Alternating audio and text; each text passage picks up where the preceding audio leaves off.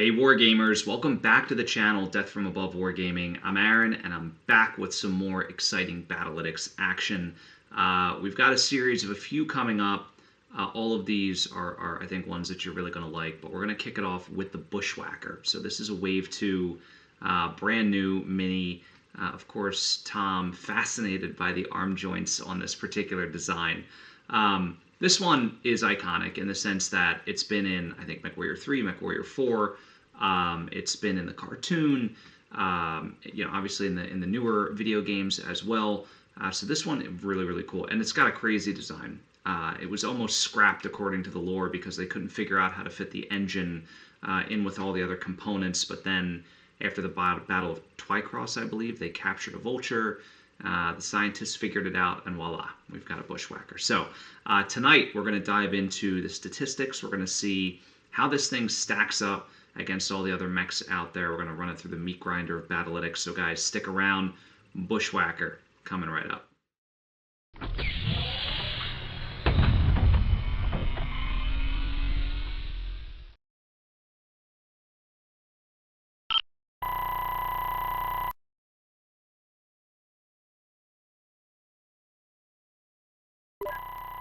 All right, so here we are, the Bushwacker, the BSW-X1 variant.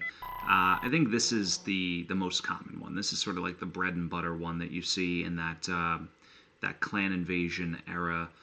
Obviously, comes out after the Battle of Tukid. It was produced in 3053, but the design in the works prior to that date. They just couldn't figure it out. So what's this thing got? Well, it's a 55-tonner. This is a quintessential medium mech. Has a battle value of 1223, so not unreasonable. It moves 5'8", does not jump. It has 22 heat dissipation there, so 11 double heat sinks. Very good. It is packed with an XL fusion engine, ferrofibrous armor, but otherwise everything else is standard.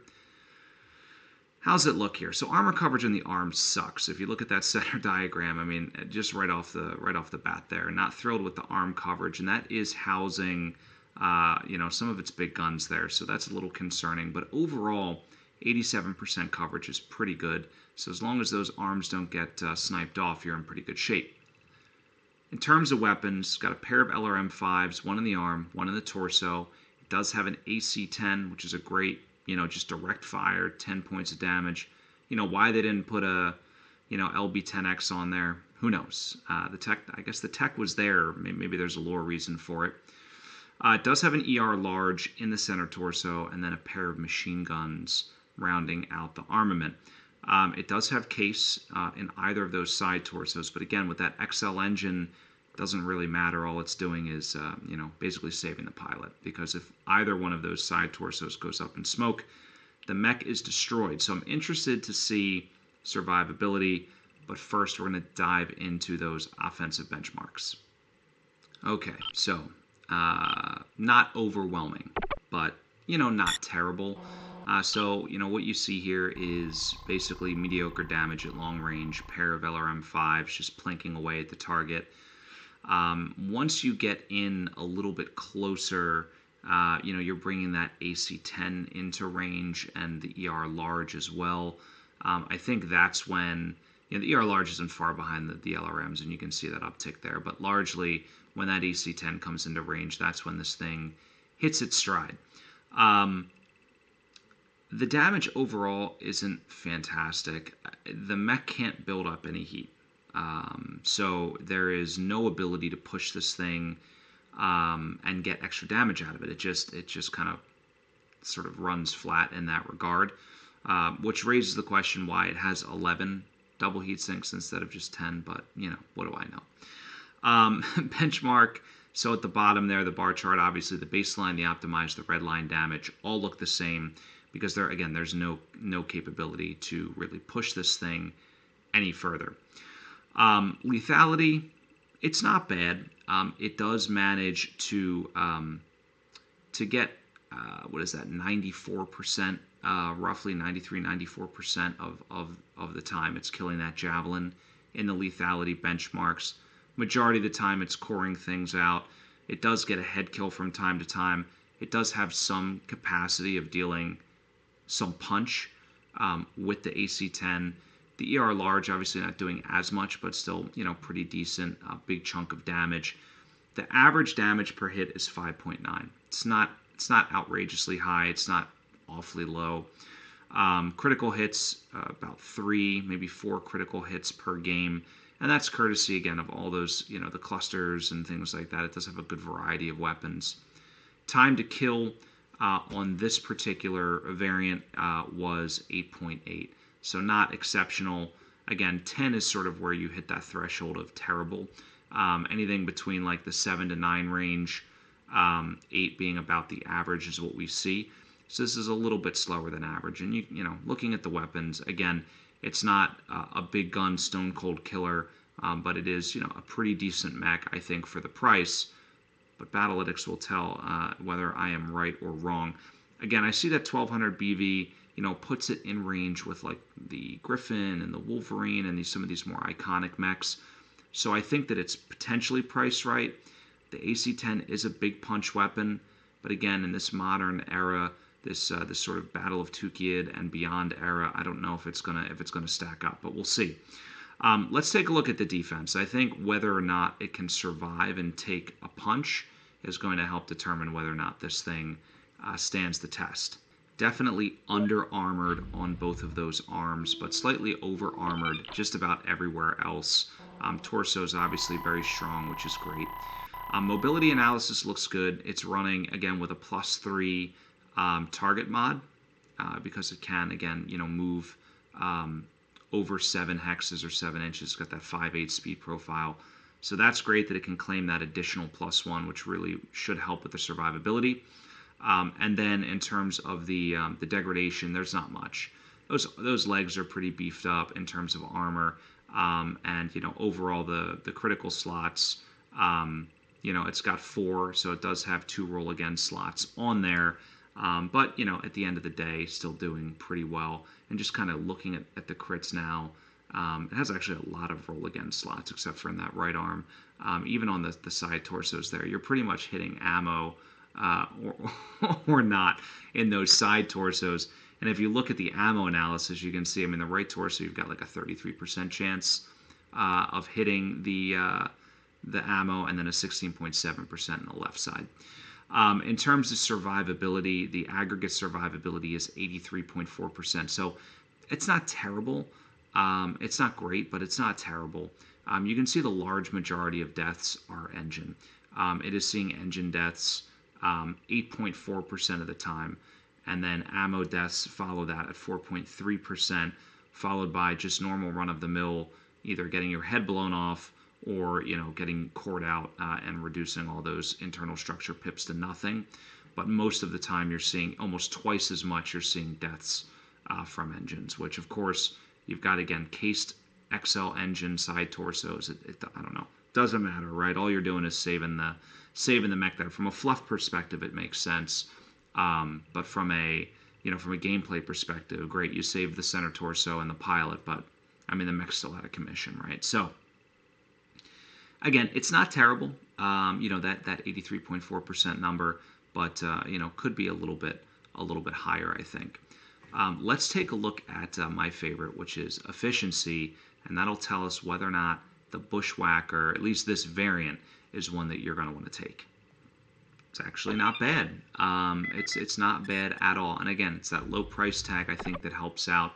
So first of all, let's look at the damage and the survivability. So, you know, we were looking at a baseline ACD of 153. It's not terrible.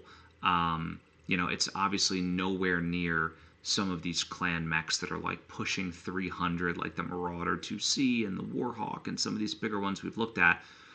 But it's half the size of, you know, the Stone Rhino, and it's doing about half as much damage, right? So it's not terrible. It just doesn't blow your socks off.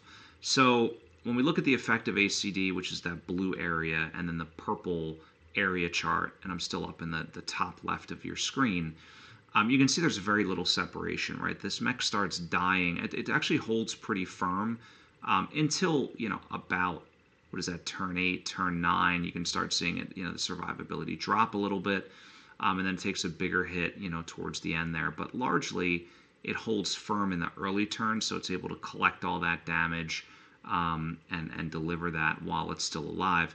It really only sees that hit later in the game.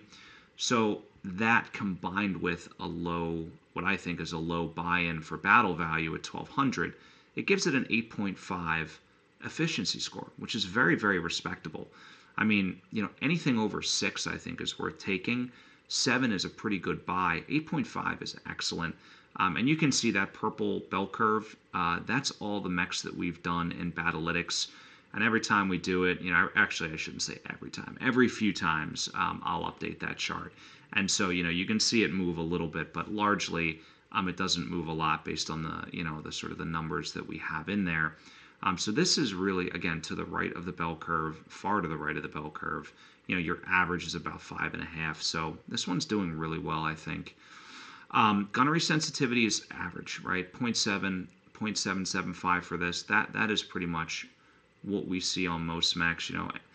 I think 0.5 is where you start to see it trail off, and you don't think, I would say it's probably not worth upgrading. And then some of them go all the way up to 1 and beyond. Some of them are really, really good in terms of investing more battle value, right, and getting a return on that. This one, it's not bad. You play a Gunnery 2 pilot, which is pretty much, I think, where you should aspire to play most mechs if you can fit the points. That's your best bargain buy, right? You get the 8.5 out of that. You can still play it at Gunnery 3, and it's a 7.57 in terms of efficiency. The damage drops, right? The effective ACD would drop from 145 to 111. And again, that's over the course of the game, this simulation at least. So, is that worth the savings in points? Maybe, maybe not. And if you want to play it up at Gunnery 1 or higher, you can see there that effective damage by Gunnery chart, it just sort of steps up pretty incrementally. So at the end of the day, I think this is, surprisingly, a good mech. I wasn't sure, looking at the weapons, looking at sort of the mediocre damage and then the survivability, I wasn't sure where it was going to shake out. But, battle value's king. You bring more guns to the table, you can pack in more per BV, or you can play mechs at a higher gunnery, right? Or I should say a lower gunnery, a better skill level. You're hitting more, you're delivering more damage, and you're doing it for less battle value. That's basically how, you win the game, right? Hitting more and delivering more damage than your opponent. All right, so from a roll perspective, let's talk about rolls first. So I put this one in 3 rolls. Cavalry, first of all, because it's quick. It's like a Wolverine, right? The 5/8 speed's great. You can cover a lot of ground that way. The second one I said was a second line mech. You can hold it in reserve. You can plink away with the twin LRM5s and that ER large, and then you can move into that, that 15-inch bracket, right, where that AC-10 comes into range. And if you really need to, you can close further with the machine guns. But to be quite honest, the machine guns in this particular configuration, in my opinion, are strictly for, anti-infantry, or if you're in a city and you're like at point blank or you get ambushed or whatever. Most of the games you're probably going to dump that MG ammo and not even use it. Or, swap it out for like a pair of, small lasers or I don't know what. Anyway. So that's second line. The third one is Skirmisher. Again, it's got that speed. 15 inches is 15 hexes. That's not insignificant. And so that AC-10 can deliver damage at a pretty good range bracket. So if you hover at that, 15, 10, that range, you can do pretty good damage. And you're quick enough where you can kind of hit and fade and do what you need to do. You don't need to let the enemy get close to you by any means. The effective range of this mech is 15 inches. So if we look at the damage chart, the threat assessment down below, again, what you're looking at is your zero heat ACD, which is in white, then your maximum ACD, which is in red. Again, this mech can't build up heat. So the white and the red are going to be the same. The darker red represents the alpha strike. That's the bars over and above that zero heat ACD. And this thing can deliver, a fairly substantial alpha strike, assuming everything hits. You got an alpha of about 30 points of damage, if my math serves me right, and I can actually read the chart, which is right in front of me. But you know, it's about 30 points of damage, a little less than that, coming in at 15 inches. You're getting 10 points out of a solid slug, like right out of the gate, which is great. And then those LRM5s, again, you know, if you hit with them, you can do pretty decent damage on the clusters. ER large also, obviously, I failed to mention that. That's a nice hit that comes in at you know, at 19 inches, right? So I think, you know, when I would play this mech, I wouldn't really want to get it in close. I wouldn't want it to be a brawler. Not this particular variant, even though it's got that AC-10, like, keep it at range. Keep it at 12 to 15 inches. Have it float in the center of the field. You know, have it annoy people. Keep that TMM or the target mod up, depending on what flavor you're playing here. But yeah, that's typically how I would play this mech. Just looking lastly at that threat envelope, right, that sort of hexagonal chart, that shows us firing arcs on the mech. And you can see, like, on the rear left-hand side, it can twist and it can shoot, you know, with the arm, basically. It can fire and deliver some damage into that side. You know, it also has that autocannon on the other arm. So it does have some arm-mounted weapons. It can do some things with that. That's pretty good. Most of the fire is coming out of the front. Now, if you play with quirks, I believe this mech has the no torso twist quirk. We don't play with quirks because they're not baked into battle value, you know, and obviously they can have a dramatic impact on the performance of the mech. So don't consider that when you're looking at this threat envelope. You're just, you know, treating this mech like every other mech where it can torso twist. But anyway, that said, that is the Bushwacker X1. Overall, I think it's a really solid design. The new model's fantastic, and you know, it's priced right. I mean, this is the kind of thing you want in your force when you're looking for flexibility, whether it's in a big assault lance or whether, you know, you're the big dog in a little lance. I think this mech can do a really good job overall. I do think it would do better in a heavy or an assault lance where it's not the primary target, because again, if you get that AC-10 shot off, you still have the ER large in the center, but you're losing a substantial chunk of your damage. So anyway, that's the Bushwacker. I want to know what you guys think. I want to know if there are other Bushwacker variants worth talking about. I kind of took a quick look through them. This was the one I picked because, again, it's sort of the quintessential Bushwacker. But interested to know what you guys think and what roles you typically play this in when you use the Bushwacker. But that's it, guys. A couple things. Number one, don't forget to subscribe. Give us a like. Leave a comment. As I said, you know, really helps out always to hear what you're thinking and what you want to see next. If you want to get more involved in the channel, come on over to Patreon. Actually, this particular this Battlytics analysis and the next two that we're going to be presenting, as well as all the ones we did over the summer, were all selected by our patrons. So it's kind of a cool little perk. You can get in there, you can vote, have your voice heard, you know, and help direct the channel. So that's all I got on that. Also, Aries Games and Minis. A lot of you guys, I get comments, you're asking, you know, where do I get this stuff? Where do I get the books? I can't find them anywhere. Aries Games and Minis, great distributor for Catalyst Game Labs. They've got all the products.